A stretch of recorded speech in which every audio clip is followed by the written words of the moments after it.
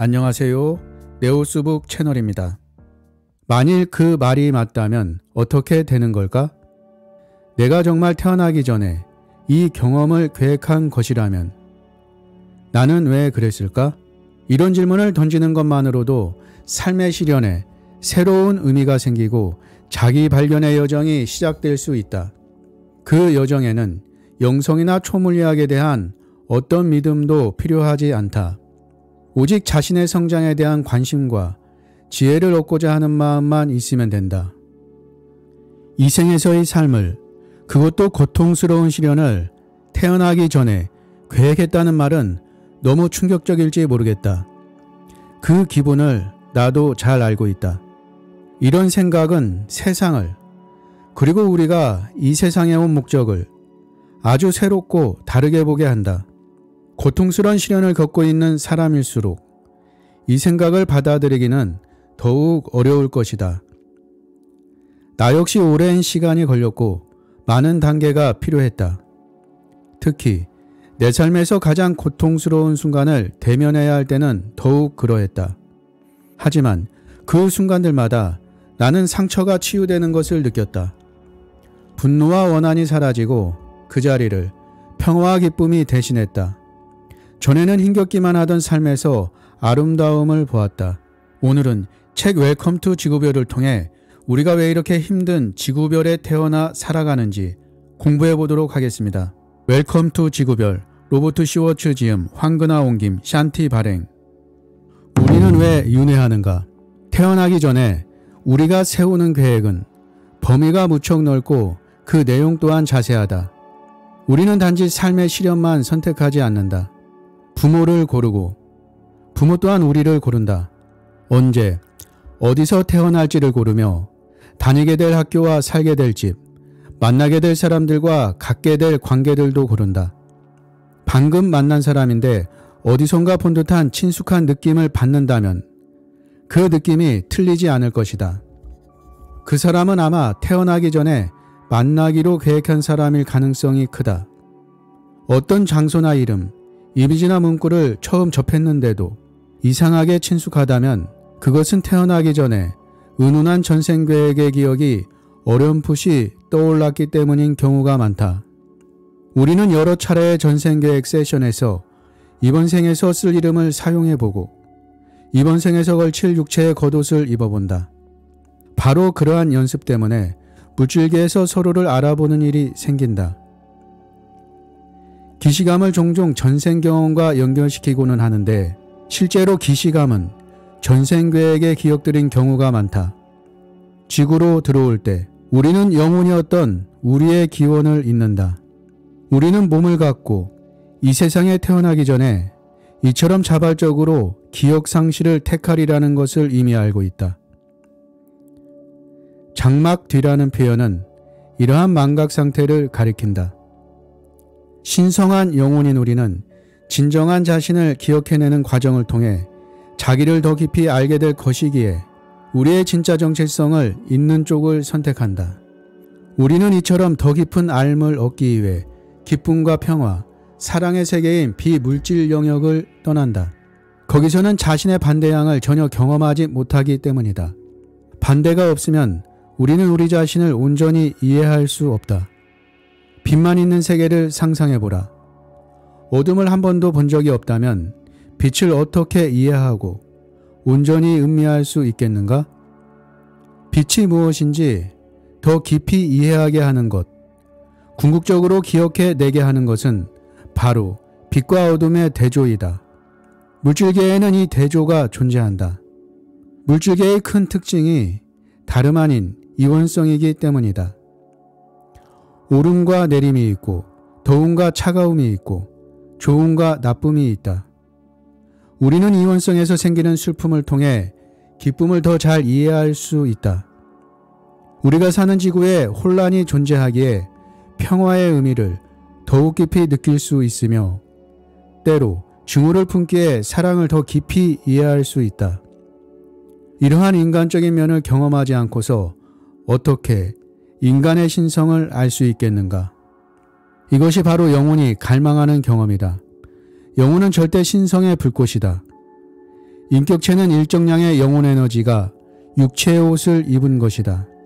인격체는 육체의 생애에서만 지속되는 일시적인 특징들과 죽음 이후 영혼과 다시 합쳐지는 불멸의 핵으로 구성된다. 영혼은 광대하며 비단 하나의 육체에만 국한되지 않는다. 한편 각 인격체는 영혼의 깊은 사랑을 받는다. 중요한 것은 인격체가 자유의지를 갖고 있다는 것이다. 따라서 삶의 시련을 받아들여질 수도 있고 거부될 수도 있다. 지구는 인격체가 태어나기 이전에 쓴 대본을 그대로 따르기도 하고 벗어나기도 하는 무대와 같다. 우리는 삶의 시련의 분노와 적개심으로 대응할 것인지 아니면 사랑과 연민으로 대응할 것인지 그 대응 방법을 선택한다. 시련을 우리 스스로 계획했다는 것을 알게 되면 무엇을 선택해야 할지가 분명해지며 선택은 훨씬 쉬워진다. 육체라는 옷을 입고 있을 때 영혼은 감정을 통하여 우리와 소통한다.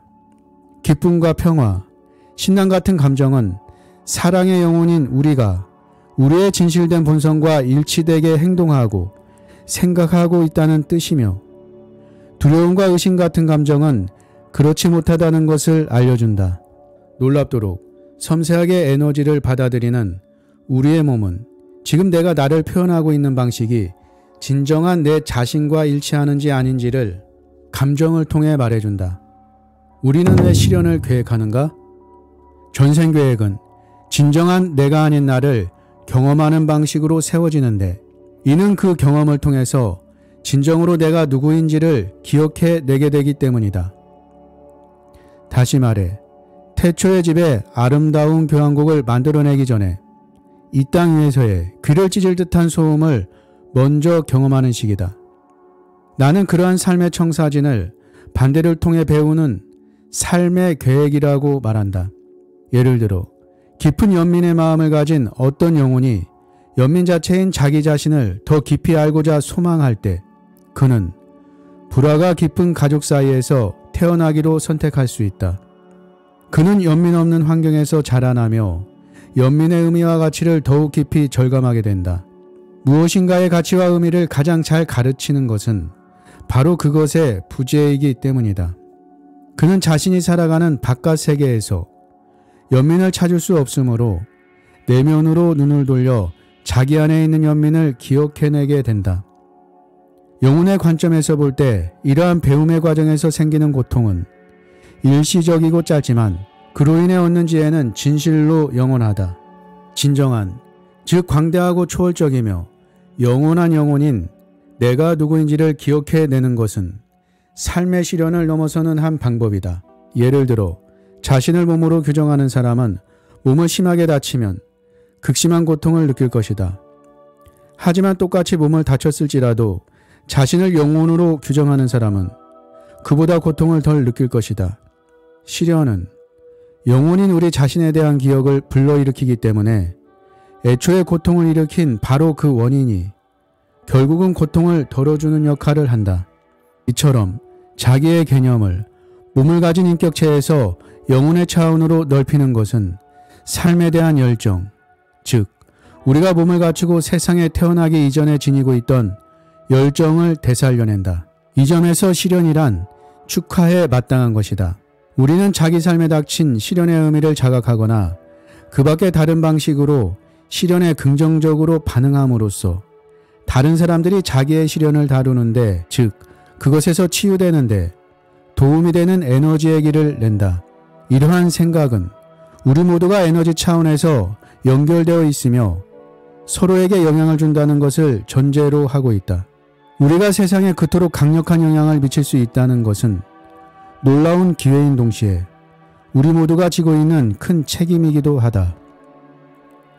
우리 모두는 이 세계의 현재 진동수 안에 심어진 씨앗과 같다. 우리가 시련을 통해 성장하며 자신의 진동수를 끌어올릴 때 세상의 진동수 역시 안으로부터 상승한다. 물잔에 떨어진 잉크 한 방울처럼 우리 각자는 세상 전체의 색조를 바꿀 수 있다. 비록 산꼭대기에서 혼자 살고 있는 사람이라 할지라도 기쁨의 느낌을 만들어냄으로써 다른 이들이 기쁨을 느끼는데 도움이 되는 파동을 보낸다. 평화의 감정을 만들어낼 때는 전생을 끝내는 데 도움이 되는 에너지를 퍼뜨리는 것이며, 누군가와 사랑을 할 때는 그 만나는 사람뿐 아니라 우리가 전혀 알지 못하는 사람들까지도 더 잘 사랑할 수 있도록 돕는 것이다. 우리의 에너지는 지금 우리가 사는 세계에 영향을 미칠 뿐 아니라 다른 차원에까지도 퍼져나간다. 더 높은 차원은 우리보다 더 빠른 파동수로 진동하고, 그러기에 비물질적이지만 더 낮은 차원과 겹쳐지고 섞이는 부분이 있다. 간단히 말하자면 모두가 하나다. 이러한 이유로 우리 개인의 파동은 사랑의 파동이건 두려움의 파동이건 끝없이 바깥으로 방출되어 비물적인 존재에도 영향을 미치고, 다른 곳에 있는 이들, 꽤 멀리 떨어져 있는 이들에까지도 영향을 준다. 지난번 생애에서 풀어버리지 못한 부정적인 에너지의 치유. 우리는 어떤 목적을 이루려고 시련을 계획한다. 공통된 목적이 하나 있다면 그것은 치유다.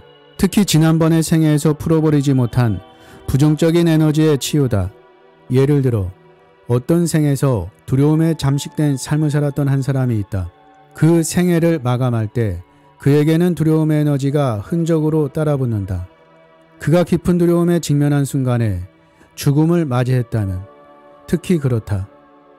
두려움이라는 낮은 파동의 에너지는 영혼들이 사는 높은 파동의 비물질적인 영역으로 고스란히 옮겨지지는 않지만 에너지의 잔여가 영혼의 세계로 전달된다. 그는 이 에너지의 잔여를 느끼고 앞으로의 삶에서 사랑의 표현으로 이를 치유하겠다는 생각을 하게 된다. 우리는 또한 카르마의 균형을 맞추기 위해 시련을 계획하기도 한다. 카르마는 때로 우주적인 빛으로 개념화되기도 하지만 다른 누군가와 균형이 맞지 않는 에너지로 설명되기도 한다. 우리는 각기 자기 영혼 그룹과 함께 카르마를 지니고 있다. 이들은 수많은 이전 생을 함께 했으며 진화의 같은 단계에 있는 이들이다.